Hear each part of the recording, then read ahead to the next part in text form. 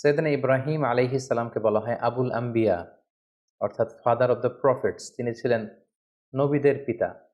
পৃথিবীতে যত নবী রাসূল আল্লাহ তাআলা প্রেরণ করেছেন তার অধিকাংশই হচ্ছে তার বংশে, সৈয়দনা ইব্রাহিম আলাইহিস সালামের বংশে এসেছে।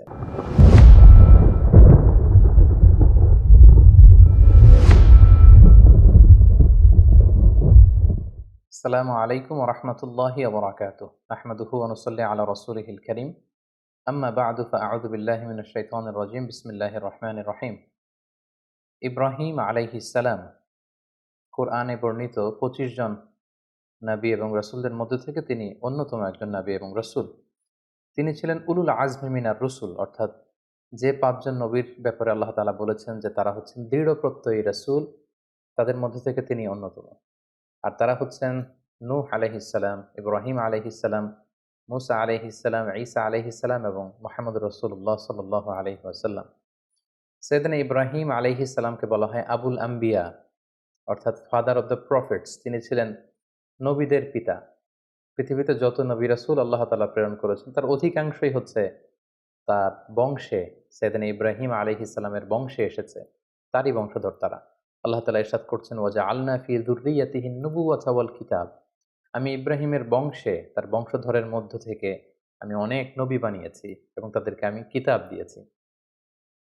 এবং এই পৃথিবীতে, বর্তমান পৃথিবীতে আসমানি ধর্ম বলতে আমরা যে ৩টি ধর্মকে বুঝে থাকি, অর্থাৎ জুডাইজম, খ্রিস্টিয়ানিটি অ্যান্ড ইসলাম। ইহুদি ধর্ম, খ্রিস্ট ধর্ম এবং ইসলাম। যদিও এর মধ্য থেকে ২টি ধর্ম অলরেডি করাপ্টেড হয়ে গিয়েছে, ইসলাম অবিকৃত অবস্থায় আমাদের কাছে রয়েছে।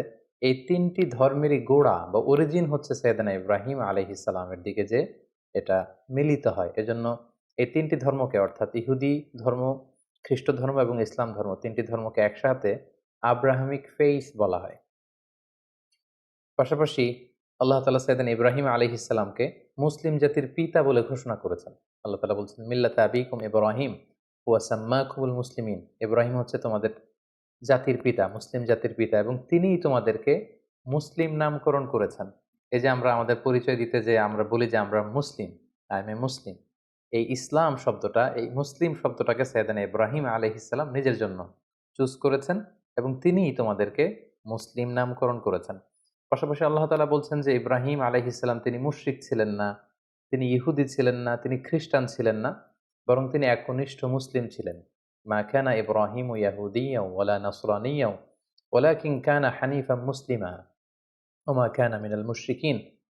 আল্লাহ তাআলা বলছেন ইব্রাহিম আলাইহিস সালাম তিনি ইহুদি ছিলেন না, খ্রিস্টান ছিলেন না, মুশরিক ছিলেন না, তিনি ছিলেন একনিষ্ঠ মুসলমান। সৈয়দনা ইব্রাহিম আলাইহিস সালামকে আল্লাহ তাআলা অনেকগুলো পরীক্ষায় তিনি ফেলেছিলেন। তার পুরো জীবনটা ছিল পরীক্ষা দ্বারা পরিপূর্ণ। অনেক স্ট্রাগল করে করে, অনেক পরীক্ষায় উত্তীর্ণ হয়ে তিনি এই সম্মানের আসনে আসীন হয়েছেন। আল্লাহ তাআলা ইরশাদ করছেন, ওয়াইয ইবতালা ইব্রাহিমা রাব্বুহু বিকালিমাতিন ফাআতাম্মাহুন ক্বালা ইন্নী জাইলুকা লিন-নাসি ইমামা। অর্থাৎ আল্লাহ তাআলা সাইয়েদনা ইব্রাহিম আলাইহিস সালামকে অনেকগুলো পরীক্ষা করেছিলেন, আর প্রতিটি পরীক্ষায়, প্রতিটি পদক্ষেপে তিনি সফলতার সাথে উত্তীর্ণ হয়েছেন। প্রতিটি পরীক্ষায় তিনি আল্লাহ তাআলাকে সন্তুষ্ট করতে সক্ষম হয়েছিলেন। সুবহানাল্লাহি ওয়া বিহামদিহি। এবং খুশি হয়ে আল্লাহ তাআলা বললেন যে, ইন্নী জাইলুকা লিন-নাসি ইমামা। হে ইব্রাহিম, I am gonna make you the leader for the entire human being. আমি গোটা বিশ্বের মানবকুলের জন্য তোমাকে ইমাম বানাবো, লিডার বানাবো। You will be the leader for the entire human being. গোটা বিশ্ববাসীর জন্য আমি তোমাকে নেতা বানাবো। এবং তিনি ইব্রাহিম আলাইহিস সালামের উপর এত খুশি হয়েছিলেন যে সাইয়েদনা ইব্রাহিম আলাইহিস সালামকে আল্লাহ তাআলা খলিলুল্লাহ উপাধিতে তিনি ভূষিত করেছেন। আল্লাহ তাআলা ইরশাদ করছেন, ওয়াত্তাখাযাল্লাহু ইব্রাহিমা খলিলা। অর্থাৎ আল্লাহ তাআলা সাইয়েদনা ইব্রাহিম আলাইহিস সালামকে খলিল হিসেবে গ্রহণ করেছেন। খলিল মানে হচ্ছে very intimate friend, very close friend. আল্লাহ তাআলা সাইয়েদনা ইব্রাহিম আলাইহিস সালামকে খুব কাছের একজন বন্ধু হিসেবে, খলিলুল্লাহ হিসেবে তিনি ভূষিত করেছেন। পাশাপাশি আমাদের আল কুরআন আল কারীমে তিনি সাইয়েদনা ইব্রাহিম আলাইহিস সালামের নামে একটি স্বতন্ত্র সূরাই ডেডিকেট করেছেন। কালামুল্লাহ মাজিদের ১৪তম সূরা হচ্ছে সূরাতুল ইব্রাহিম। এখানেই শেষ নয়।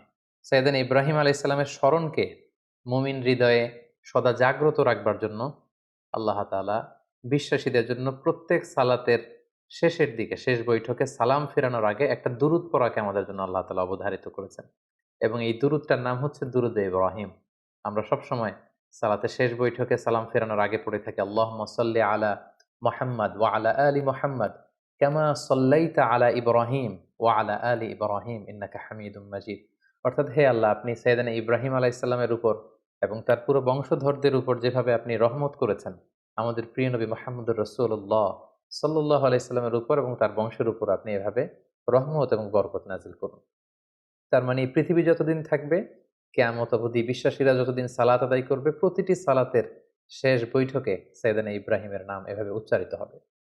সাইয়েদানা ইব্রাহিম আলাইহিস সালাম জন্মগ্রহণ করেছিলেন ইরাকের বাবেল নগরীতে। আমরা জানি যে ইরাকের একটি খুব প্রাচীন শহর আছে যেটাকে বাবেল শহর বলা হয়, এবং আমরা ব্যাবিলনের শূন্য উদ্যানের নাম শুনেছি, the hanging garden of Babylon. এই ব্যাবিলনকেই আরবিতে বাবেল বলা হয়। সাইয়েদানা ইব্রাহিম আলাইহিস সালাম ইরাকের বাবেল শহরে তিনি জন্মগ্রহণ করেন এবং সেই শহরের তৎকালীন রাজা বা সম্রাটের নাম ছিল নমরুদ। আমরা সবাই বিশ্বাসীরা, মুসলিমরা কম বেশি সাইয়েদানা ইব্রাহিম আলাইহিস সালাম এবং নমরুদের ঘটনা জানি, এবং সেখানে যেই সভ্যতাটা গড়ে উঠেছিল সেটাকে বলা হয় কালিডীয় সভ্যতা, এবং সেখানে সবাই মূর্তির পূজা করত। আমরা সাইয়েদানা ইব্রাহিম আলাইহিস সালামের শৈশবকালের দিকে যদি একটু খেয়াল করি তাহলে দেখব যে উনি আগাগোড়া একটা শিরকি এনভায়রনমেন্টের মধ্য থেকে বড় হয়েছেন, আগাগোড়া শিরকি পরিবেশ, এবং সেখান থেকে তিনি খুঁজতে খুঁজতে খুঁজতে মহাসত্যের সন্ধান পেয়েছেন। আল্লাহ তাআলার সন্ধান তিনি বের করে নিয়ে এসেছেন অ্যানালজির মাধ্যমে, সেলফ কনভারসেশনের মাধ্যমে, নিজের সাথে বোঝাপড়ার মধ্য দিয়ে। নিজের সাথেও কিন্তু নিজের একটা কথা বলা, কনভারসেশন করা, বোঝাপড়ার ব্যাপার আছে, এবং সেই বোঝাপড়াটা তিনি করতে করতে আল্লাহ তাআলার সন্ধান তিনি পেয়েছেন। তিনি ছোটবেলা দেখেছেন কেউ চাঁদের পূজা করে, কেউ সূর্যের পূজা করে, কেউ অগ্নি উপাসক আগুনের পূজা করে, কেউ মূর্তির পূজা করে। এগুলোর কোনোটাতেই তিনি কনভিন্স হচ্ছিলেন না, বরং তার যে ইন্টেলেক্ট, তার যে মেধা, মননশীলতা, সৃজনশীলতা, তার যে রিজনিং করার যে ক্ষমতা, অ্যানালজির যে ক্ষমতা, এটাকে কাজে লাগিয়ে তিনি ধাপে ধাপে মহাসত্যের সন্ধান তিনি লাভ করেছিলেন। আল্লাহ তাআলা বলছেন, ওয়ালাকাদ আতাইনা ইব্রাহিমা রুশদাহু মিন ক্বাবল ওয়া কুন্না বিহি আলিমিন। আমি ইব্রাহিমকে রুশদ দিয়েছি। রুশদ মানে জাজ করার ক্ষমতা, two differentiate between right and রং, কোনটা সত্য কোনটা মিথ্যা এটা বুঝবার ক্ষমতা, বিবেক খাটানোর ক্ষমতা আমি আমার ইব্রাহিমকে দিয়েছি, এবং আমি দেখেছি যে ইব্রাহিম এটাকে কাজে লাগিয়েছে। কিভাবে সাইয়েদনা ইব্রাহিম আলাইহিস সালাম আগাগোড়া একটা শিরকি পরিবেশের মধ্যে থেকে একটা পৌত্তলিক সমাজে বসবাস করে, যেখানে ওনার পিতা, ওনার বন্ধু-বান্ধব, ওনার আত্মীয়স্বজন, ওনার এলাকার প্রতিটি লোক যেখানে মূর্তির পূজা করছে, সেখানে থেকে তিনি কিভাবে তাওহীদের সন্ধান পেলেন, কিভাবে তিনি আল্লাহ তাআলার সন্ধান পেলেন, শুধু আমরা এ পর্যায়ে সেটা জানবার চেষ্টা করব। এ ব্যাপারে আল্লাহ তাআলা খুব চমৎকারভাবে সূরাতুল আনআমে তিনি উল্লেখ করেছেন যে ফালাম্মা জান্না আলাইহিল লাইলু রাআ কাওকাবা। রাতের বেলা সাইয়েদনা ইব্রাহিম আলাইহিস সালাম আকাশে দেখলেন তারার মেলা। যেমন দেখলেন যে ক্যালেডীয় সভ্যতার লোকেরা, ব্যাবিলনের লোকেরা তারার পূজা করে। ক্বালা হাযা রাব্বী, তিনি নিজেকে জিজ্ঞেস করলেন, তাহলে এই তারাগুলোই কি আমার রব? এই তারাগুলোই কি আমার স্রষ্টা? সবাই এই তারার পূজা করে কেন? ফালাম্মা আফালা ক্বালা লা উহিব্বুল আফিলিন। কিন্তু রাত শেষে যখন তারাগুলো অস্ত চলে গেল, তারাগুলো যখন বিস্তৃত হয়ে গেল, তখন তিনি ভাবলেন যে না, আমার স্রষ্টা তো আমাকে ছেড়ে কোথাও চলে যেতে পারে না। রাতের বেলা তারা দেখা যায়, দিনের বেলা দেখা যায় না, তো দিনের বেলা আমি বিপদে পড়লে আমি কার কাছে যাব? ফালাম্মা রাআল কামারা বাযিগান ক্বালা হাযা রাব্বী। এর পরের দিন তিনি দেখতে পেলেন আকাশে চমৎকার জ্বলজ্বলে চাঁদ। এই চাঁদের আলো দেখে লোকজন চাঁদের পূজা করতে শুরু করেছে। তিনি মনে মনে প্রশ্ন করলেন যে হাযা রাব্বী, এই চাঁদই কি তাহলে আমার স্রষ্টা? নিজের সাথে নিজের প্রশ্ন, নিজেকে জিজ্ঞেস করছেন, তাহলে কি চাঁদই আমার রব? ফালাম্মা আফালা ক্বালা লাইন লাম ইয়াহদিনি রাব্বী লাআকুনান্না মিনাল কওমিদ দাল্লিন। এরপর চাঁদও যখন রাত শেষে নিজের অস্তিত্ব হারালো, এটাকে আর দেখা যায় না, তিনি বললেন যে না, আমার আসল রব যিনি, তিনি যদি আমাকে পথ না দেখান, আমি তো পথ হারিয়ে ফেলবো। ফালাম্মা রাআ আশ-শামসা বাযিগাতান ক্বালা হাযা রাব্বী হাযা আকবার। এরপরের দিন সকালবেলা পূব আকাশে তিনি দেখতে পেলেন যে জ্বলজ্বলে গগন বিদারী এক সূর্য। ভর দুপুরে এই সূর্যের আলোতে প্রখর তাপে গোটা বিশ্ব আলোকিত, এবং এই সূর্যের দিকে তাকিয়ে তিনি খেয়াল করলেন যে সবাই এই সূর্যের পূজা করে। তখন তিনি বললেন হাযা আকবার, এই সূর্যটাই তো সবচেয়ে বড়, এটা তেজস্বী, প্রচন্ড তাপ উৎপাদন এবং তাপ এবং বিকিরণ দিতে এটা সক্ষম, এটাই মনে হয়, এটা যেহেতু সবচেয়ে বড়, এটাই হতে পারে আমার রব। নিজেকে নিজে প্রশ্ন করলেন। কিন্তু ফালাম্মা আফালাত ক্বালা ইয়া কওমি ইন্নী বারিউম মিম্মা তুশরিকুন। কিন্তু বিকেল বেলা পশ্চিম আকাশে সূর্যটা যখন ডুবে গেল, সূর্য যখন অস্তিত্ব হারালো, তিনি সূর্যকে আর খুঁজে পান না। তখন তিনি বললেন, না, তাহলে সূর্যও তো আমার রব হতে পারে না, সূর্য আমার স্রষ্টা হতে পারে না। তখন তিনি বললেন যে, না, এই চাঁদ আমার রব নয়, এ তারাগুলো আমার রব নয়, এ সূর্য আমার রব নয়, বরং নিশ্চয়ই এমন একজন মহাস্রষ্টা থাকবে, এমন একজন চিফ কন্ট্রোলার থাকবেন যিনি চাঁদ, সূর্য, তারা, এই মহাবিশ্বকে তিনি কন্ট্রোল করছেন। তাকে হয়তো আমি দেখছি না, কিন্তু একজন না একজনকে থাকতেই হবে যিনি সবকিছুকে নিয়ন্ত্রণ করছেন। তখন তিনি বললেন যে, সেই মহান নিয়ন্ত্রকের দিকে আমি আমার ডাইরেকশনকে ঘুরালাম। ইন্নী ওয়াজ্জাহাতু ওয়াজহিয়া লিল্লাযী ফাতারাস সামাওয়াতি ওয়াল আরদা হানিফা ওয়া মা আনা মিনাল মুশরিকিন। তিনি তখন বলিষ্ঠ কণ্ঠে, দ্ব্যর্থহীন কণ্ঠে ঘোষণা করলেন যে, আমি আমার চেহারাকে, আমার ডাইরেকশনকে ওই মহাসত্তার দিকে ফেরালাম। যদিও আমি দেখছি না, কিন্তু আমার মন বলছে, আমার হৃদয় বলছে, একজন মহা সত্য, একজন মহান স্রষ্টা, একজন মহান নিয়ন্ত্রণকারী এই মহাবিশ্বের একজন থাকবেন, যিনি সবকিছুকে নিয়ন্ত্রণ করেন। আমি তার দিকে ফিরলাম এবং তিনিই হচ্ছেন আমার রব। সুবহানাল্লাহি ওয়া বিহামদি। সম্মানিত সুধী, দেখুন কিভাবে অ্যানালজির মাধ্যমে, রিজনিং এর মাধ্যমে নিজের সাথে নিজের বোঝাপড়ার মধ্য দিয়ে সাইয়েদনা ইব্রাহিম আলাইহিস সালাম আল্লাহ তাআলার সন্ধান তিনি পেয়ে গেলেন। সাইয়েদনা ইব্রাহিম আলাইহিস সালাম যখন আল্লাহ তাআলার সন্ধান পেয়ে গেলেন, তখন আল্লাহ তাআলা সরাসরি ইব্রাহিম আলাইহিস সালামকে প্রত্যাদেশ করলেন, ওহী করলেন এবং তার বাণী বাহক হিসেবে পৃথিবীতে সাইন করলেন। আল্লাহ তাআলা ইরশাদ করছেন, ইয ক্বালা লাহু রাব্বুহু আসলিম ক্বালা আসলামতু লিরাব্বিল আলামিন। আল্লাহ তাআলা বললেন, হে ইব্রাহিম, অনেক চেষ্টা অনুসন্ধানের মধ্য দিয়ে যেহেতু তুমি আমার সন্ধান পেয়েছো, আমি তোমাকে সারেন্ডার করার অর্ডার করছি। আসলিম, সারেন্ডার করো।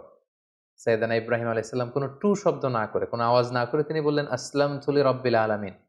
আমি মহাবিশ্বের সৃষ্টিকর্তা আল্লাহ তাআলার কাছে আত্মসমর্পণ করলাম। আমার নিজের কোনো ইচ্ছা আর চলবে না। আমার আল্লাহ তাআলা আমাকে যেখানে পথ দেখান, যেটা অর্ডার করেন, যেটাই তিনি দিক নির্দেশনা দেন, আমি সেটাই করব। আমি কমপ্লিটলি সারেন্ডার করলাম। যখন আল্লাহ তাআলার কাছে সাইয়েদনা ইব্রাহিম আলাইহিস সালাম সারেন্ডার করলেন, আল্লাহ তাআলা সাইয়েদনা জিবরিল আলাইহিস সালামের মাধ্যমে ওহী পাঠাতে লাগলেন। আল্লাহ তাআলা সর্বপ্রথম সাইয়েদনা ইব্রাহিম আলাইহিস সালামকে বললেন, তুমি যেহেতু তাওহীদের সন্ধান পেয়েছো, মহাসত্যের সন্ধান পেয়েছো, আমি আল্লাহ তাআলাকে তুমি খুঁজে পেয়েছো, এই তথ্য তুমি সমাজের মধ্যে ছড়িয়ে দাও। আল্লাহ তাআলা সাইয়েদনা ইব্রাহিম আলাইহিস সালামকে বললেন, যাও, তুমি সর্বপ্রথম তোমার পিতাকে দাওয়াত দেওয়ার মধ্য দিয়ে এই তাওহীদের বাণী ছড়িয়ে দাও। সাইয়েদনা ইব্রাহিম যেহেতু পরিবার থেকেই দাওয়াতি কাজে শুরু করতে হয়, এজন্য সাইয়েদনা ইব্রাহিম আলাইহিস সালাম ওনার পিতার কাছে গেলেন। কালামুল্লাহ মাজিদে আল্লাহ তাআলা চমৎকারভাবে বলছেন, ওয়া ইয ক্বালা ইব্রাহিমু লিআবিহি আযরা আতাত্তাখিযু আসনামান আলিহা ইন্নী আরাকা ওয়া কওমাকা ফি দালালিম মুবিন। তার বাবাকে যেয়ে বললেন, বাবা, আপনি কেন এই মূর্তির পূজা করেন? নিজ হাতে ইব্রাহিম আলাইহিস সালামের পিতা আজহার চমৎকার মূর্তি বানাতে পারতেন, স্কাল্পচার বানাতে পারতেন, স্ট্যাচু বানাতে পারতেন। তিনি বললেন, বাবা, আপনি নিজ হাতেই মূর্তিগুলোর প্যাটার্ন দিচ্ছেন, শেপ দিচ্ছেন। আপনি যেটার স্রষ্টা, সেটাকে আবার আপনি স্রষ্টা বলে তার সামনে সেজদায় লুটিয়ে পড়ছেন। কেন এটা করছেন? আপনি এবং আমার জাতিগোষ্ঠীর সবাই খুব ভুল করছে বলে আমি মনে করছি। সুস্পষ্ট ভুলের মধ্যে আছেন। সেদিন ইব্রাহিম আলাইহিস সালাম খুব কোমল ভাষায়, আমরা জানি যে দাওয়াতের ভাষা হতে হয় খুবই সফট, খুবই জেন্টল, খুবই পোলাইট। সেদিন ইব্রাহিম আলাইহিস সালাম খুবই ভদ্রতা এবং শ্রদ্ধার সাথে তিনি তার পিতাকে সম্বোধন করে বললেন, হে আমার পরম শ্রদ্ধেয় পিতা, হে আমার বাবা। ইয ক্বালা লিআবিহি ইয়া আবাতি লিমা তা'বুদু মা লা ইয়াসমা'ু ওয়া লা ইউবসিরু ওয়া লা ইউগনি আনকা শাইআ।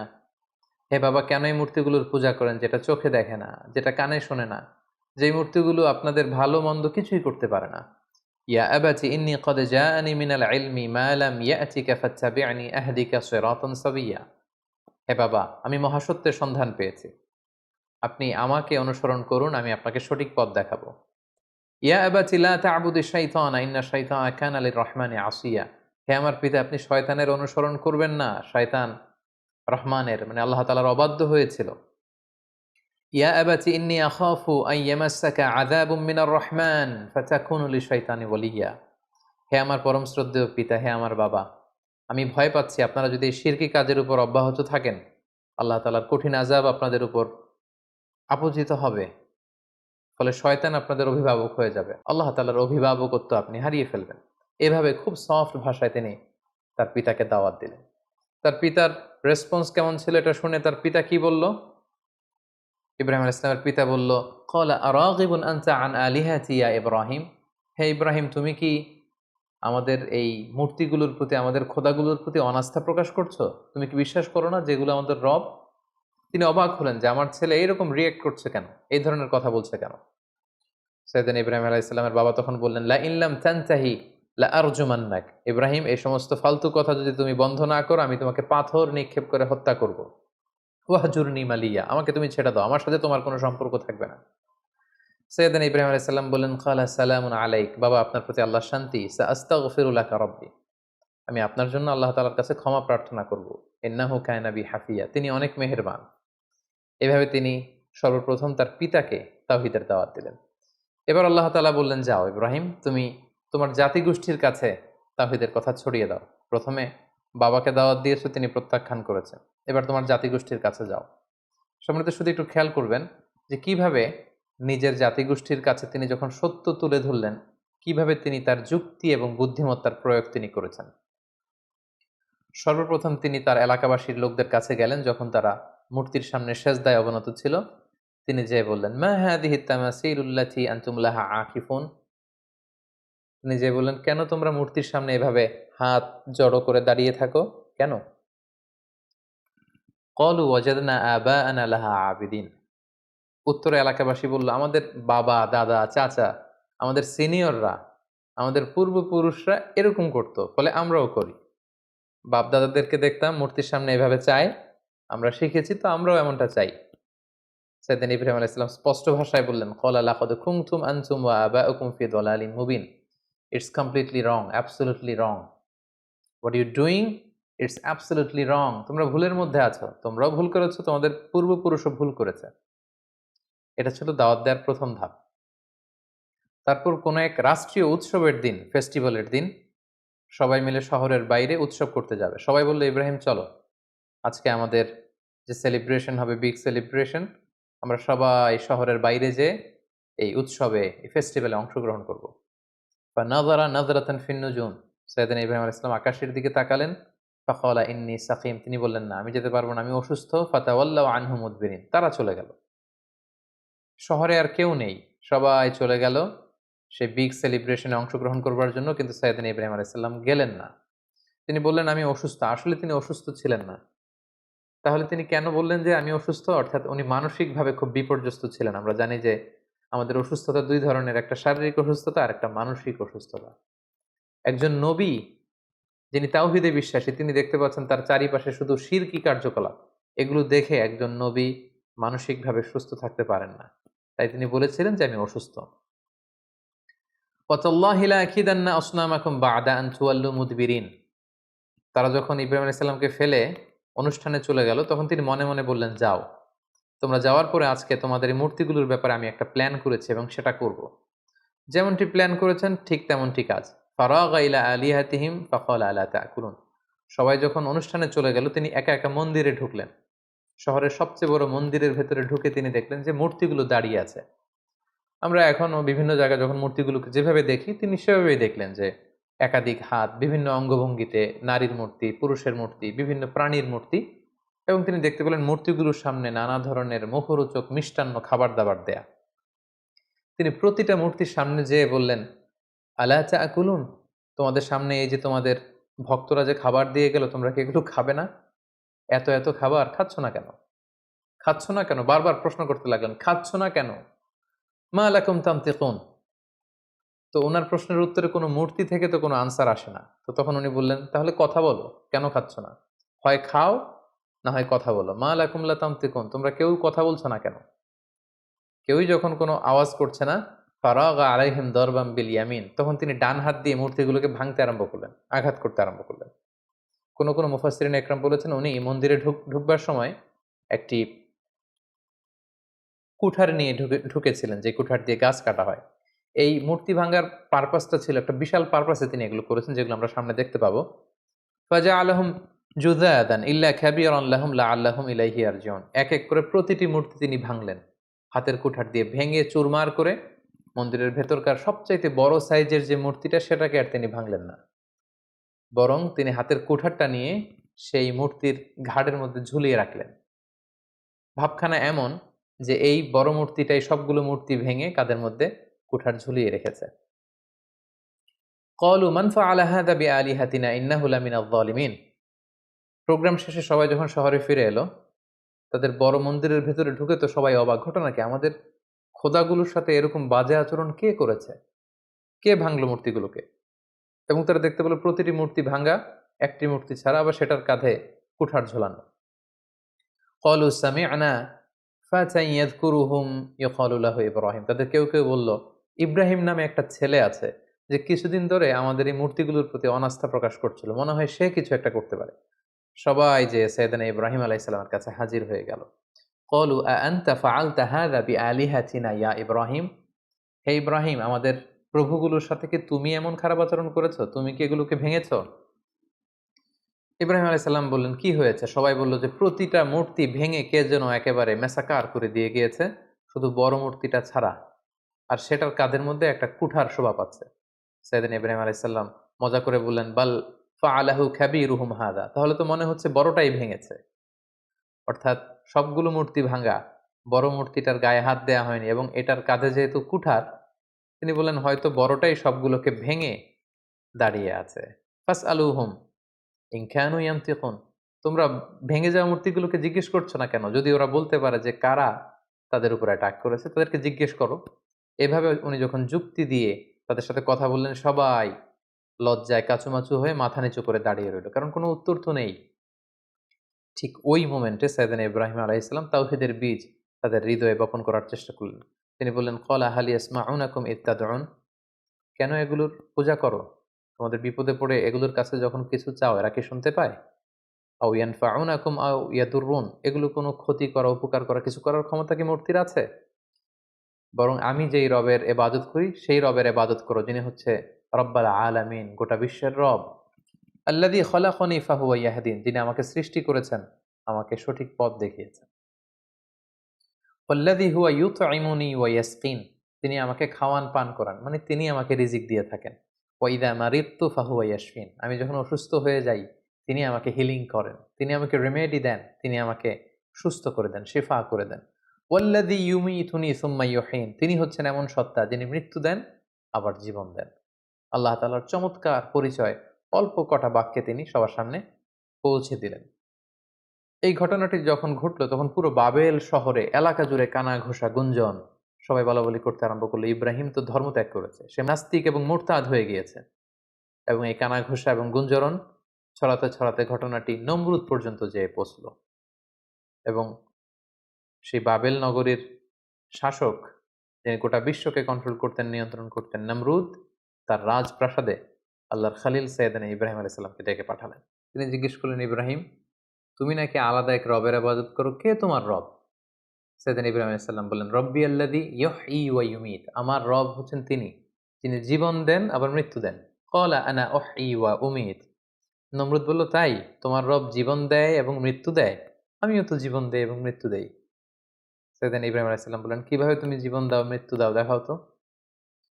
নমরুদ তখন জেলখানা থেকে দুজন ফাঁসির দণ্ডপ্রাপ্ত আসামিকে ডেকে নিয়ে আসলেন, এবং তিনি একজনকে সাথে সাথে মৃত্যুদণ্ড কার্যকর করে দিলেন। বললেন, একে মৃত্যু দাও। সাথে সাথে তাকে মৃত্যুদণ্ড দেয়া হলো।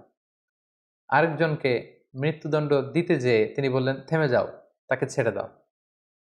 তাকে ছেড়ে দেয়া হলো, বাঁচিয়ে দেয়া হলো। নমরুদ বলল, ইব্রাহিম, এই তো দেখো, দুজনের প্রথম জনকে আমি মৃত্যু দিলাম, দ্বিতীয় জনকে আমি জীবন দিলাম। তুমি বলেছো তোমার রব জীবন দেয় এবং মৃত্যু দেয়, আমিও তো জীবন দেই এবং মৃত্যু দেই। সাইয়েদনা ইব্রাহিম আলাইহিস সালাম তখন বললেন, ফাইন্নাল্লাহা ইয়াতি বিশ-শামসি মিনাল মাশরিকি ফাأতি বিহা মিনাল মাগরিব ফাবুহিতাল্লাযী কাফার।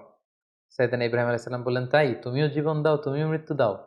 তাহলে শোনো হে নমরুদ, আমার রব প্রতিদিন সকালবেলা পূর্ব দিক থেকে সূর্য ওঠান, পশ্চিম দিকে সেটাকে অস্ত যাওয়ান। তুমি যদি সত্যিকার অর্থে রব হয়ে থাকো, তাহলে সকালবেলার সূর্যটা তুমি পূর্ব দিক থেকে না উঠিয়ে পশ্চিম দিক থেকে উঠাও। তুমি যদি করতে পারো, তাহলে পূর্ব দিক থেকে আগামীকাল সূর্যটা না উঠিয়ে সেটাকে পশ্চিম দিক থেকে উঠাও। ফাবুহিতাল্লাযী কাফার। এটা কখনোই নমরুদের পক্ষে সম্ভব না। সে লাজবাব হয়ে গেল, সে একেবারে চুপ হয়ে গেল, সে জায়গার মধ্যে একেবারে থেমে গেল। সুবহানাল্লাহি বিহামদিহি। কতটা প্রত্যুৎপন্নমতিতা নিয়ে, উপস্থিত বুদ্ধি নিয়ে এক একজন নবীকে আল্লাহ তাআলা দাওয়াতি কাজে পাঠিয়েছেন। নমরুদ যখন সাইয়েদনা ইব্রাহিম আলাইহিস সালামের সাথে তর্কে বা ডিবেটে বা কনভারসেশনে হেরে গেল, তখন সে বলল, বিশাল অগ্নিকাণ্ড তৈরি করো। কলুবনু লাহু বুনিয়ানান ফালকুহু ফিল জাহিম, বিশাল প্রাচীর নির্মাণ করো, এখানে গাছের গুড়ি দিয়ে লাকড়ি দিয়ে আগুন জ্বালাও এবং এ আগুনে ইব্রাহিমকে নিক্ষেপ করো। কলু হারিকুহ ওয়াংসুরু আলিহাতাকুম ইন কুনতুম ফাইলিন, বিশাল একটা প্রাচীর নির্মাণ করা হলো।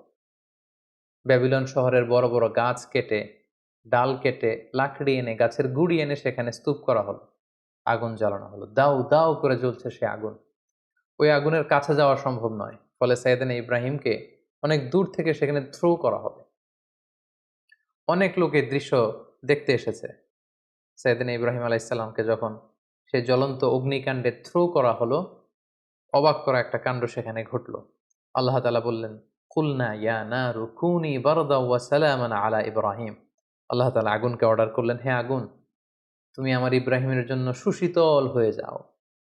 কুনি বারদান, ঠান্ডা হয়ে যাও, ওয়া সালামান আলা ইব্রাহিম, ইব্রাহিমের জন্য তুমি শান্তিপূর্ণ কোমল একটা জায়গা হয়ে যাও।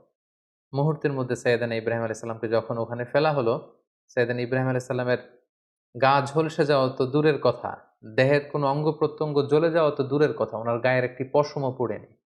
আল্লাহ তাআলা মিরাকুলাসলি, অলৌকিকভাবে বিশাল এই অগ্নিকুণ্ডটাকে আল্লাহ তাআলার খলিল সাইয়েদনা ইব্রাহিম আলাইহিস সালামের জন্য ফুল বাগান বানিয়ে দিলেন, ফুলের বাগিচা বানিয়ে দিলেন।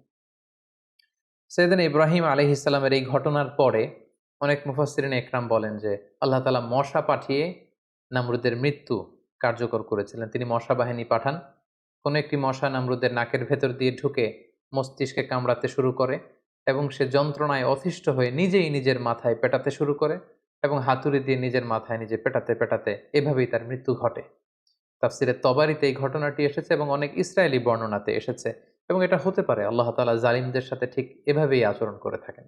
নামরুদের বিশাল সে অগ্নিকাণ্ড থেকে মুক্তি লাভের পর আল্লাহ তাআলার আদেশে সাইয়েদনা ইব্রাহিম আলাইহিসসালাম ইরাক থেকে প্যালেস্টাইনে তিনি হিজরত করলেন।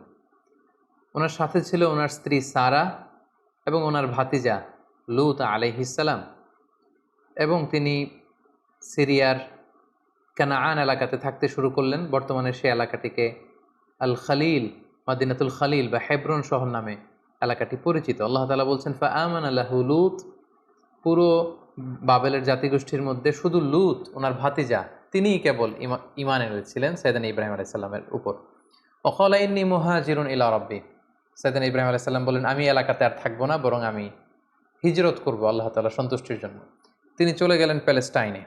সাইয়েদনা ইব্রাহিম আলাইহিস সালাম লূত আলাইহিস সালাম এবং তার স্ত্রী সারাকে নিয়ে ওই এলাকাতে বসবাস শুরু করলেন।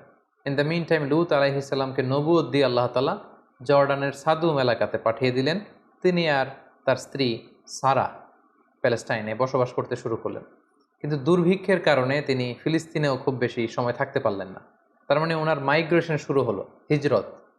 ইরাকের বাবেল থেকে হিজরত করে উনি চলে গেলেন ফিলিস্তিনে। এবার ফিলিস্তিনে যেহেতু দুর্ভিক্ষ, সেখানে যেহেতু খাদ্যের অভাব, তিনি খাদ্য সংগ্রহের জন্য ওনার স্ত্রী সারাকে নিয়ে মিশরে চলে গেলেন। সেখানে একটি চমৎকার ঘটনা ঘটেছে যেটি সহিহ বুখারীতে এসেছে। মিশরের তৎকালীন বাদশা ছিল খুবই নারী লোলুপ একজন মদ্যপ শাসক। কোনো সুন্দরী নারীকে পেলেই তার সম্ভ্রম হানির জন্য সে বাদশা চেষ্টা করত। আর সে নারীর সাথে যদি ওই নারীর স্বামীকে পাওয়া যেত, স্বামীকে হত্যা করত। আর যদি ভাই বা বাবা থাকতো, ভাই বা বাবাকে ছেড়ে দিত। তো সে রাজার রক্ষীরা সাইয়েদনা ইব্রাহিম আলাইহিস সালামের পথ আটকালেন, জিজ্ঞেস করলেন, সাথে কে? সাইয়েদনা ইব্রাহিম আলাইহিস সালাম বললেন, হাযিহি উখতি, এটা আমার বোন। তো সারা জিজ্ঞেস করলো, আমি তো আপনার বোন না। বোন বললেন যে, সাইয়েদনা ইব্রাহিম আলাইহিস সালাম বললেন, এই ভূখণ্ডে আমি আর তুমি ছাড়া কেউ বিশ্বাসী নেই। মুমিন বা বিশ্বাসী বলতে আমি আর তুমি এই দুজন, আর বিশ্বাসীরা একে অপরের ভাই ভাই বা ভাই বোন।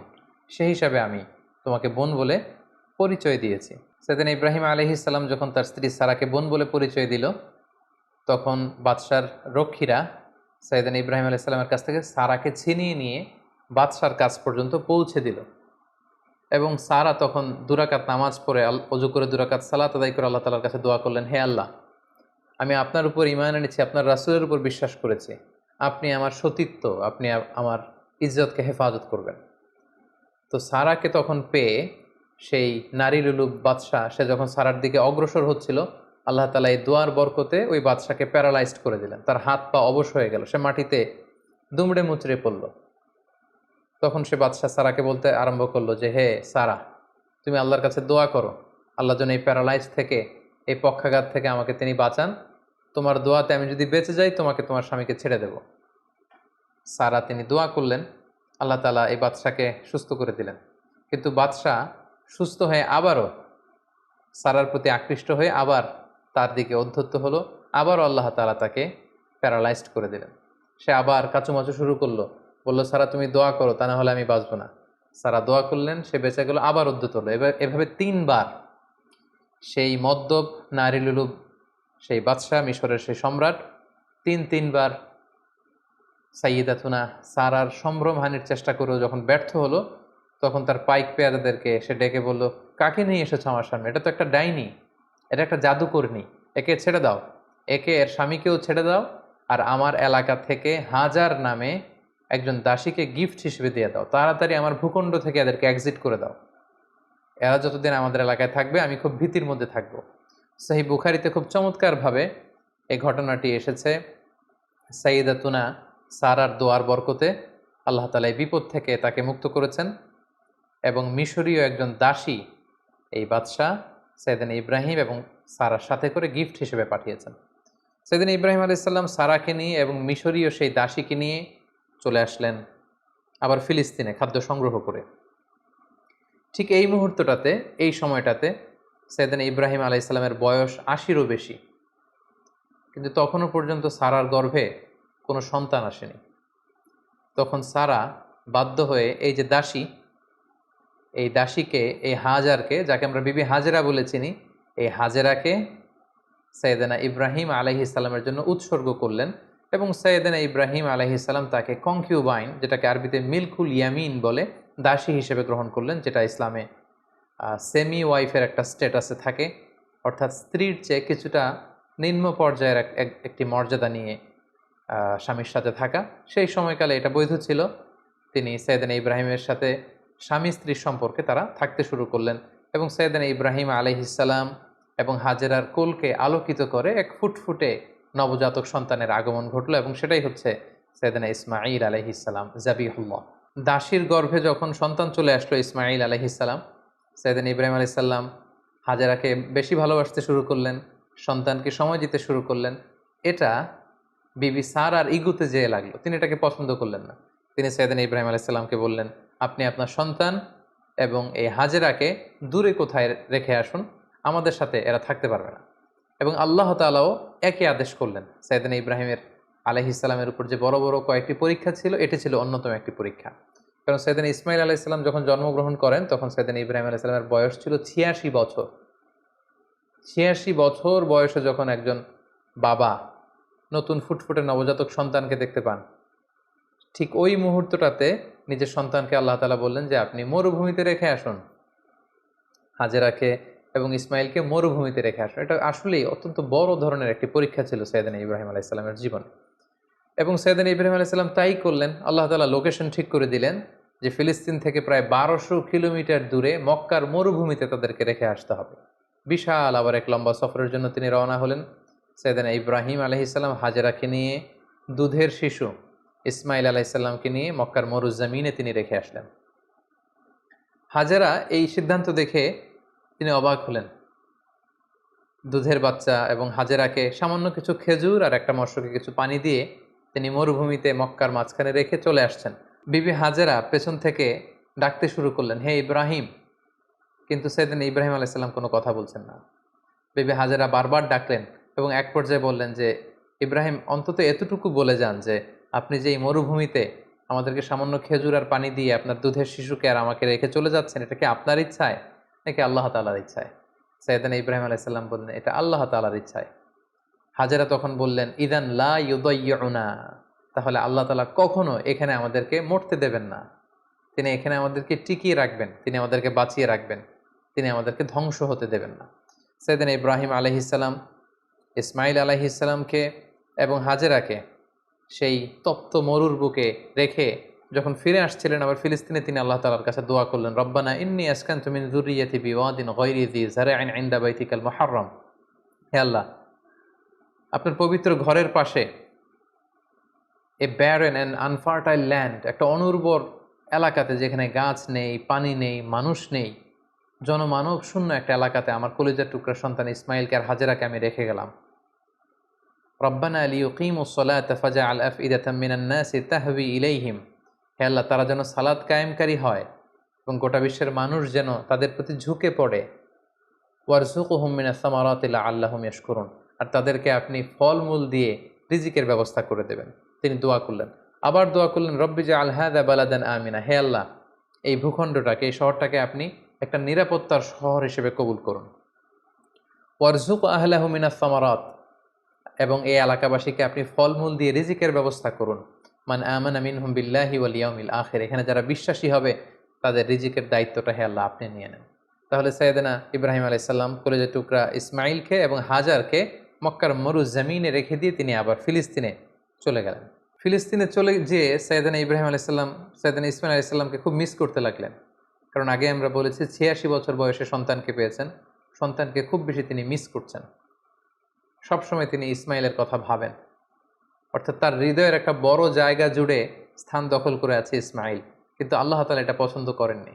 আল্লাহ তাআলা আবারও তার খালিলকে আরও একটি বড় পরীক্ষার মুখোমুখি করতে চাইলেন। তিনি চাইলেন যে ইব্রাহিম যেন তার হৃদয়ে শুধু আমি আল্লাহকে স্থান দেয়, আমি আল্লাহর চেয়ে বড় করে আরও বেশি ভালোবাসার জায়গায় যেন ইব্রাহিম আর কাউকে না বসায়। এজন্য আল্লাহ তাআলা সাইয়েদনা ইব্রাহিম আলাইহিস সালামকে স্বপ্নে দেখালেন যে তুমি ইসমাইলকে কুরবানি করো, ইসমাইলকে তুমি আমার সন্তুষ্টির জন্য স্যাক্রিফাইস করো। আরও একটি বড় পরীক্ষার সম্মুখীন হলেন আল্লাহ তাআলার খলিল সাইয়েদনা ইব্রাহিম আলাইহিস সালাম।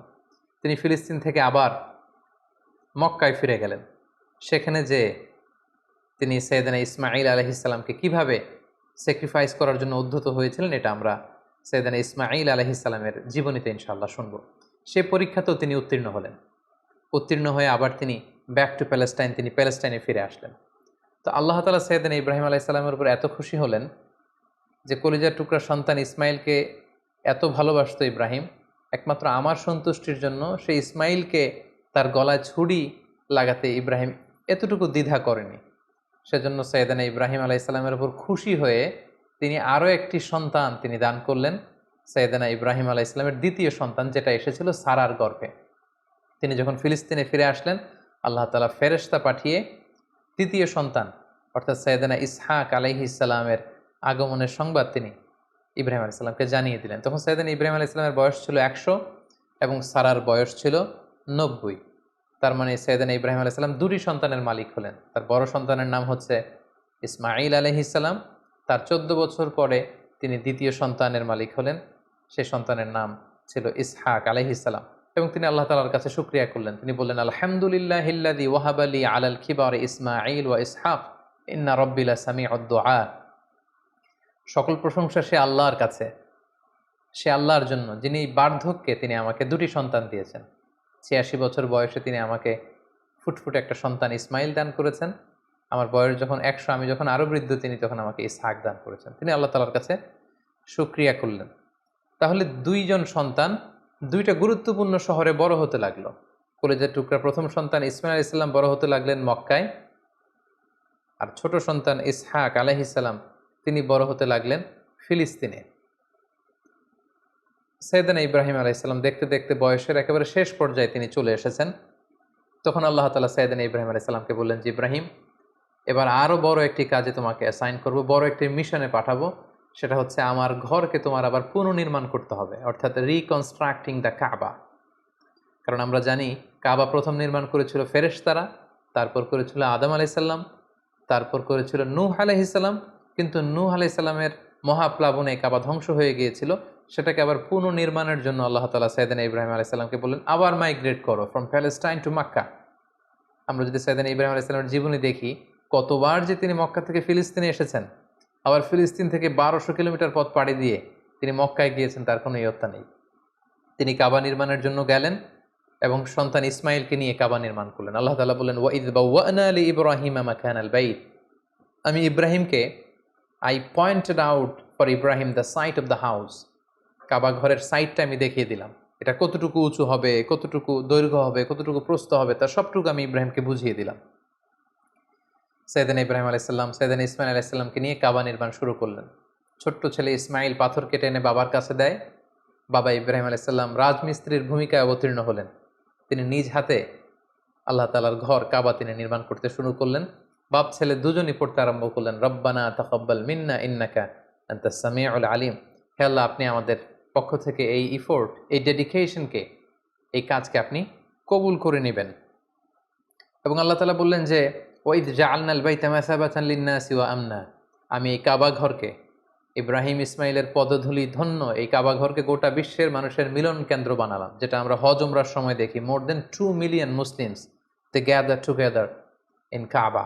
কাবার চারিপাশে প্রায় 20 লক্ষেরও বেশি মানুষ একসাথে হজের সময় তারা সালাত আদায় করে। গোটা বিশ্ব থেকে প্রতিদিন ওমরার জন্য মানুষ কিন্তু সেখানে যাচ্ছে। অর্থাৎ মানুষের একটা মিলন কেন্দ্র আল্লাহ তাআলা সেই এলাকাটিকে বানিয়েছিলেন, কিন্তু যেটা একটা সময় ছিল অনুর্বর, জনমানব শূন্য একটি এলাকা।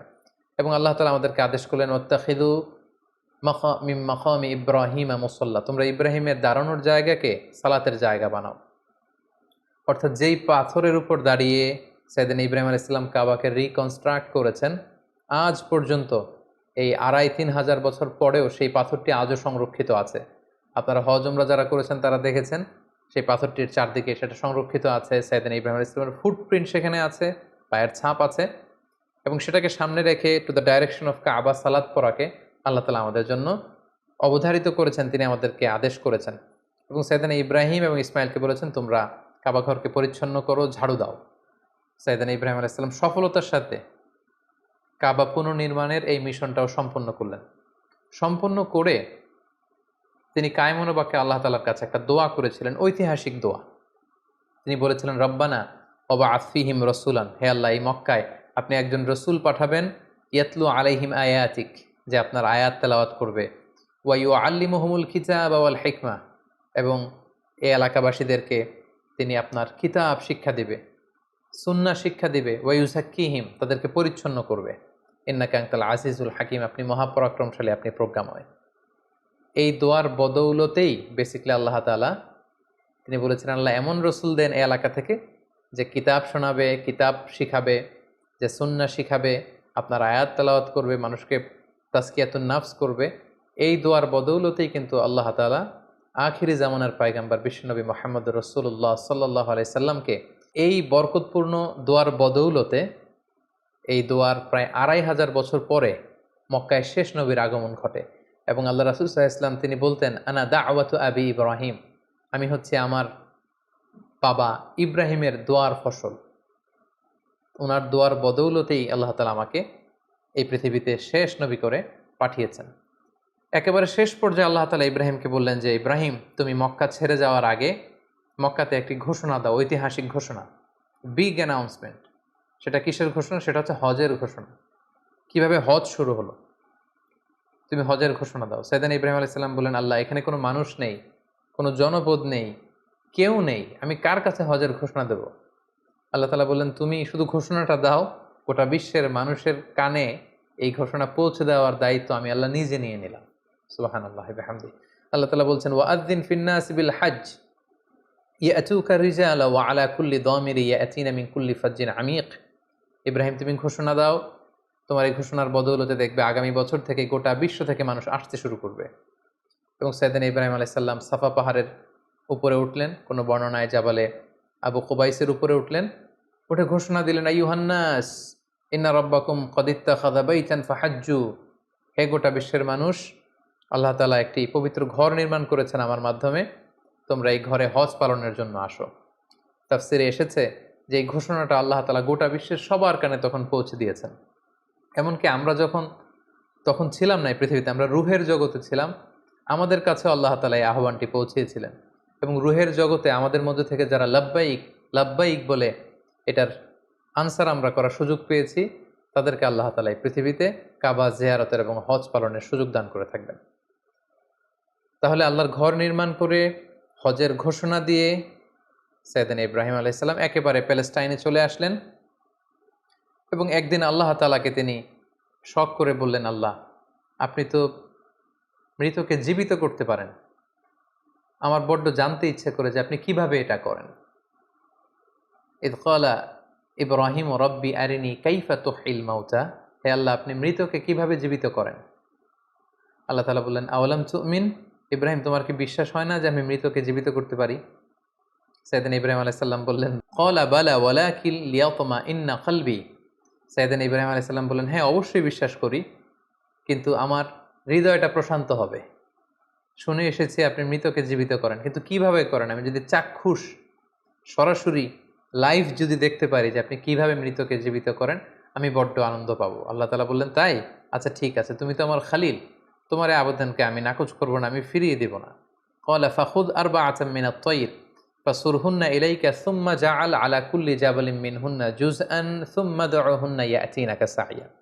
আল্লাহ বলেন ঠিক আছে, তাহলে 4টা পাখি নাও, পাখি 4টাকে জবাই করে টুকরা টুকরা করো, পাখির গোশতগুলোকে ওই যে দূরে পাহাড় দেখা যায়, পাহাড়ের বিভিন্ন জায়গায় ছড়িয়ে দিয়ে আসো। ছড়িয়ে দিয়ে পাহাড়ের এপাশে এসে এখান থেকে পাখিগুলোকে ডাক দাও।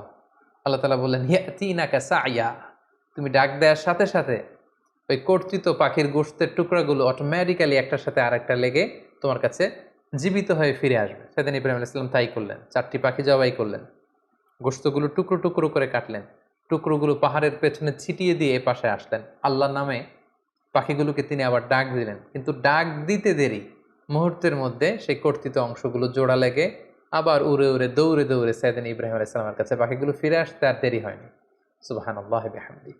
এভাবে আল্লাহ তাআলার সাথে একটা চমৎকার সম্পর্কের মধ্য দিয়ে, সফরময় একটি জীবনের মধ্য দিয়ে একের পর এক অগ্নি পরীক্ষা দিয়ে দিয়ে সাইয়েদনা ইব্রাহিম আলাইহিস সালাম এই পৃথিবীতে তিনি আল্লাহ তাআলার সন্তুষ্টি অর্জন করেছেন। সাইয়েদনা ইব্রাহিম আলাইহিস সালামের শেষ জীবনটা কাটে ফিলিস্তিনে, এবং ফিলিস্তিনের মদিনাতুল খলিল হেব্রন শহরে তিনি ইন্তেকাল করেন, এবং সেখানেই সাইয়েদনা ইব্রাহিম আলাইহিস সালামকে কবর দেয়া হয়েছে, এবং এখনও পর্যন্ত সেটাকে মদিনাতুল খলিল বা খলিল সিটি হিসেবে পরিচিত, এবং এখনও সাইয়েদনা ইব্রাহিম আলাইহিস সালামের কবরটি চিহ্নিত রয়েছে। মুসলিমদের কাছেও এটি পবিত্র জায়গা, বিশেষ করে ইসরায়েলের যে ইহুদিরা, তাদের কাছেও এই জায়গাটি অত্যন্ত পবিত্র। সম্মানিত সুধী, আমরা এ পর্যায়ে সাইয়েদনা ইব্রাহিম আলাইহিস সালামের বর্ণাঢ্য জীবনী থেকে কিছু লাইফ লেসন বের করে নিয়ে আসবার চেষ্টা করব। সাইয়েদনা ইব্রাহিম আলাইহিস সালামের জীবনী থেকে আমরা যে কয়টি লাইফ লেসন পাই, তার প্রথমটি হচ্ছে সাইয়েদনা ইব্রাহিম আলাইহিস সালাম কিন্তু আমাদের মতো করে জন্মসূত্রে ইসলাম পাননি। ইসলামকে পেতে, আল্লাহ তাআলার পরিচয় খুঁজে বের করতে ওনার অনেক কষ্ট করতে হয়েছে। পুরো সমাজের বিরুদ্ধে ওনার দাঁড়াতে হয়েছে, পুরো সমাজের বিরুদ্ধে জেহাদ ঘোষণা করতে হয়েছে, এবং ওনার রেশনাল, ওনার যুক্তি, এগুলোর আলোকে ডিবেট করে করে তিনি তাওহীদের বাণী কিন্তু প্রচার করেছেন। আমরা যেমনি বাই বর্ন মুসলিম, আমরা জন্মগ্রহণের পরে আমাদের কানে আজান দেয়া হয়, আমাদের জন্য আকিকা দেয়া হয়, ইসলামিক নাম রাখা হয়, আমাদেরকে কোরআন শেখানো হয়, আমাদেরকে মসজিদে নিয়ে যাওয়া হয়। সাইয়েদনা ইব্রাহিম আলাইহিস সালাম এটার কোনোটাই পাননি। আগাগোড়া শিরকি পরিবেশে জন্ম নিয়েও গোটা সমাজের বিরুদ্ধে একা দাঁড়িয়ে তিনি তাওহীদের বাণী প্রচার করেছেন। এজন্য উনি একা হলেও আল্লাহ তাআলা ওনাকে একটা জাতির সাথে তুলনা করেছেন। ওনাকে আল্লাহ তাআলা নাম দিয়েছেন উম্মাহ, তিনি একাই একটা জাতি। দ্বিতীয় যে লাইফ লেসনটি আমরা পাই সেটি হচ্ছে শিরকের বিরুদ্ধে শক্ত অবস্থান। আমরা জানি যে আল্লাহ তাআলা ইরশাদ করছেন ইন্নাল্লাহা লা ইয়াগফিরু আন ইউশরাকা বিহি ওয়া ইয়াগফিরু মা দুনা যালিকা লিমান ইয়াশা। আল্লাহ তাআলা সব গুনাহ ক্ষমা করলেও শিরকের গুনাহ কিন্তু তিনি ক্ষমা করবেন না। তাই সম্মানিত দিনী ভাই এবং বোনেরা, আমাদেরকে শিরকের ব্যাপারে খুব সাবধান থাকতে হবে। আল্লাহ রাসূল সাল্লাল্লাহু আলাইহি ওয়াসাল্লাম বলেছেন, পিঁপড়া যেমনি গুটি গুটি পায়ে হাঁটতে থাকে, টের পাওয়া যায় না, তেমনি শিরকও গুটি গুটি পায়ে এমনভাবে আমাদের দেহের ভেতরে ঢুকে আমাদের ইমানকে ড্যামেজ করে দিবে, আমাদের চিন্তা চেতনায় ঢুকে এমনভাবে আমাদের ইমানকে নষ্ট করে দিবে, আমরা টেরও পাবো না। তাই শিরকের বিরুদ্ধে সবসময় আমাদেরকে হার্ড লাইনে থাকতে হবে। কিছু কিছু ব্যাপারে সফট লাইনে থেকে কাজ করা যায়, কিন্তু শিরকের ব্যাপারে কখনো সফট লাইনে কাজ করা যায় না। এজন্য সাইয়েদনা ইব্রাহিম আলাইহিস সালামের জীবনী থেকে এটাও আমরা দেখতে পাই যে শিরকের বিরুদ্ধে তিনি হার্ড লাইনে ছিলেন। ওনার পিতাকে সরাসরি বলেছেন যে আপনি ভুল করছেন আমার শ্রদ্ধেয় পিতা। এলাকাবাসীদেরকে তিনি বুঝিয়েছেন যে তোমরা কার কাছে যাচ্ছ, যেটা দেখতে পায় না, যেটা শুনতে পায় না, যেটা ভালো মন্দ কিছু করতে পারে না, তাদের কাছে কেন তোমরা চাচ্ছ? এভাবে তিনি শিরকের বিরুদ্ধে লড়াই করেছেন। 3 নাম্বার যে শিক্ষাটি আমরা পাই সেটা হচ্ছে ওনার ফ্যামিলিটা ছিল খুব বরকতের একটা family, A family of faith. আপনি যদি খেয়াল করেন যে কেমন বাবা, কেমন স্ত্রী, কেমন সন্তান।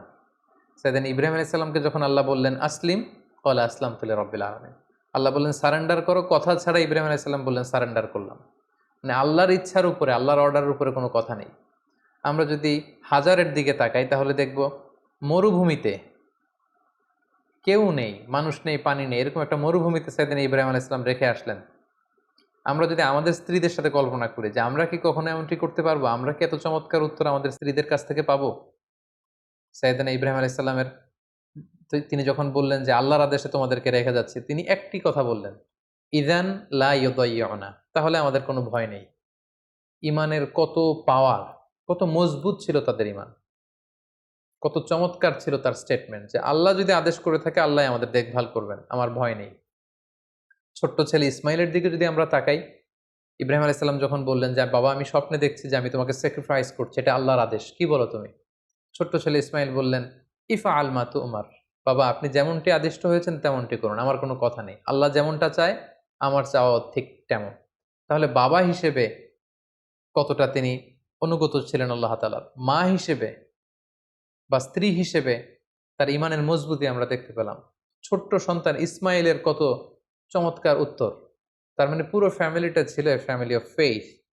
আমরা যেন এরকম একটা ফ্যামিলি গঠন করতে পারি, এই চেষ্টাটুকু আমাদের করতে হবে। এবং দাওয়াতি কাজ করার সবচেয়ে উর্বর জায়গা কিন্তু ফ্যামিলি। পরিবারে আপনি বেশি দাওয়াতি কাজ করতে পারবেন, বাইরে হয়তো আপনি বাধার সম্মুখীন হবেন, অনেক ধরনের সমস্যার সম্মুখীন হবেন, কিন্তু পরিবারে আপনি আপনি হচ্ছেন you are the owner, you are the leader, you are the controller, আপনার কথাই আপনার পরিবারে চলবে। সো চার দেয়ালের এই আবদ্ধ জায়গায়, আপনার ঘরে, আপনার ড্রয়িং রুমে, আপনার বেডরুমে, আপনার এই ছোট্ট স্পেসটিতে কিন্তু আপনি আল্লাহ তাআলার সব বিধানগুলো পালন করতে পারবেন। তাই পরিবার হচ্ছে দাওয়াতি কাজের সবচাইতে উর্বর জায়গা। ৪ নাম্বার যে শিক্ষাটুকু পাই সেটা হচ্ছে আমাদেরকে কম্পিটেন্ট সাকসেসর রেখে যেতে হবে। আমাদের ভালো কাজের ধারাবাহিকতার জন্য এমন উত্তরাধিকার, এমন সন্তান আমাদেরকে গড়তে হবে যাতে করে আমি যে ভালো কাজ করলাম এটার ধারাবাহিকতা আমার সন্তানদের মাধ্যমে অব্যাহত থাকে। যেটা আমরা দেখেছি সাইয়েদনা ইব্রাহিম আলাইহিস সালাম তাওহীদের আলো বিলিয়েছেন। উনার পরেই এই কাজের ধারাবাহিকতা থমকে যায়নি। বরং উনার ছেলে ইসমাইল আলাইহিস সালাম মক্কায় সে কাজ করেছেন, ছোট ছেলে ইসহাক করেছেন প্যালেস্টাইনে। সর্বশেষে যে শিক্ষাটি আমরা পাই সেটি হচ্ছে আমাদের জীবনে অনেক দুঃখ, কষ্ট, অনেক চ্যালেঞ্জ, অনেক হার্ডশিপ এগুলো আসে। এই দুঃখ, কষ্ট, স্ট্রাগল এগুলো কিন্তু আমাদের ক্ষতির জন্য আসে না। এগুলো আমাদের পায়ের নিচের মাটিকে আল্লাহ তাআলা মাঝে, মাঝে আরো মজবুত করার জন্য এগুলো পাঠান। সাইয়েদনা ইব্রাহিম আলাইহিস সালামের জীবনের সংগ্রাম, পরিশ্রম, পদে, পদে পরীক্ষার মুখোমুখি হয়েছেন, সফরময় জীবন, এগুলোতে কি তিনি লুজার হয়েছেন? কিছু হারিয়েছেন? না। বরং আল্লাহ তাআলা বলেছেন, ইন্নী জাইলুকা লিন-নাসি ইমামা, I am gonna make you the leader. গোটা বিশ্বের তিনি নেতা হয়েছেন, নবীদের পিতা হয়েছেন, আল্লাহ তাআলার প্রিয় ভাজন হয়েছেন। তাই জীবনের দুঃখ, কষ্ট, স্ট্রাগল এগুলো আল্লাহ তাআলা সবসময় আমাদের ক্ষতির জন্য পাঠান না। তিনি পাঠান যাতে করে আমরা তার প্রতি আরো আস্থা রাখি, আমরা পরীক্ষায় উত্তীর্ণ হয়ে যেন আরো বেশি মর্যাদাশীল, আল্লাহ তাআলার কাছে আরো বেশি সম্মানিত হতে পারি। আল্লাহ তাআলা আমাদের সবাইকে কথাগুলো বুঝার এবং নবীদের দেখানো পথে আমাদের জীবনকে পরিচালিত করবার তৌফিক দান করুক। হাদা মা ইনদি ওয়াল ইলমু ইনদাল্লাহ, আলাইহি তাওয়াক্কালতু ওয়া ইলাইহি উনীব। ওয়াসসালামু আলাইকুম ওয়া রাহমাতুল্লাহি ওয়া বারাকাতুহু।